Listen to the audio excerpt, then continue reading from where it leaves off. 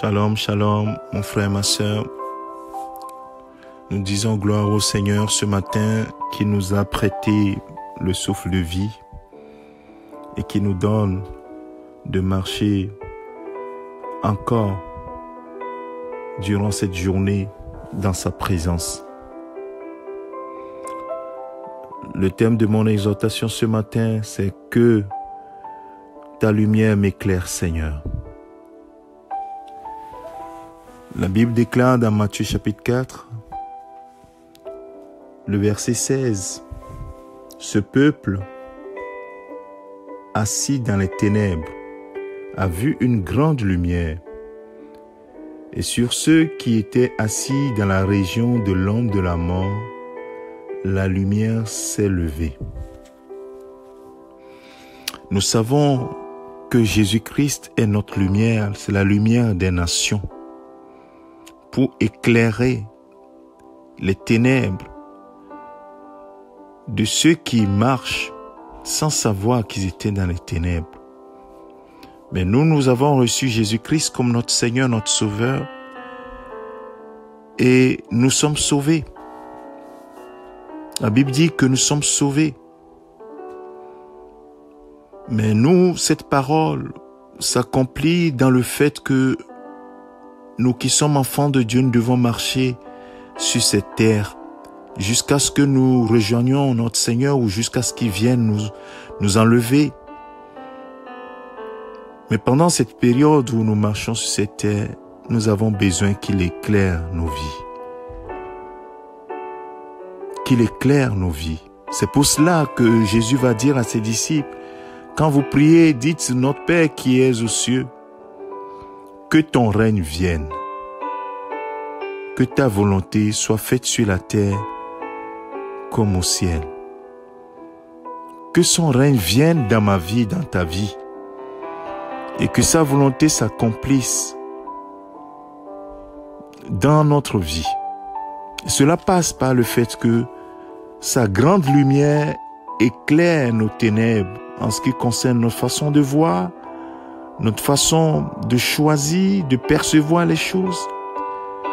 Et c'est en cela que nous devons nous abandonner à lui et laisser son règne s'installer véritablement dans notre vie et que sa volonté prenne la place de notre volonté.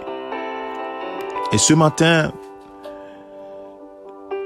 la parole est de nous laisser conduire par la lumière que donnent les Écritures. De nous laisser conduire par cette grande lumière qui est Jésus-Christ, la parole. Laisse-toi éclairer. Ce n'est pas une nouvelle révélation qu'il faut choisir, il faut chercher. Mais laisse-toi guider par le Saint-Esprit qui connaît le plan de Dieu pour toi. Ce n'est jamais un plan de malheur. C'est un plan de paix, afin de te donner un avenir et de l'espérance. Alors, ce matin, que le Seigneur éclaire ta vie. Que le Seigneur éclaire ma vie. Et nous donne de marcher comme il veut. Et non pas comme nous voulons. C'est en cela que nous serons épanouis en Christ. C'est en cela que nous serons dans la joie. C'est en cela que nous aurons la paix. C'est en cela que nous verrons le vrai bonheur. Parce que c'est lui qui crée le vrai bonheur. Alors pour cette semaine, demande que le Seigneur éclaire tes sentiers, tes choix. Que le Seigneur éclaire tes choix. Laisse-le aux commandes de ta vie.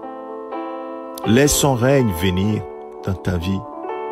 Laisse-le régner sur tous les domaines de ta vie. Que ton règne vienne, Seigneur. Que ta volonté s'accomplisse. Que le Seigneur te bénisse. Que sa grâce soit sur ta vie. Qu'il continue de t'éclairer, de te diriger. Parce que c'est lui qui est notre victoire. Et il a vaincu pour nous. Donc que le Seigneur te bénisse, que sa main puissante continue de te soutenir, en ce 21 septembre 2020.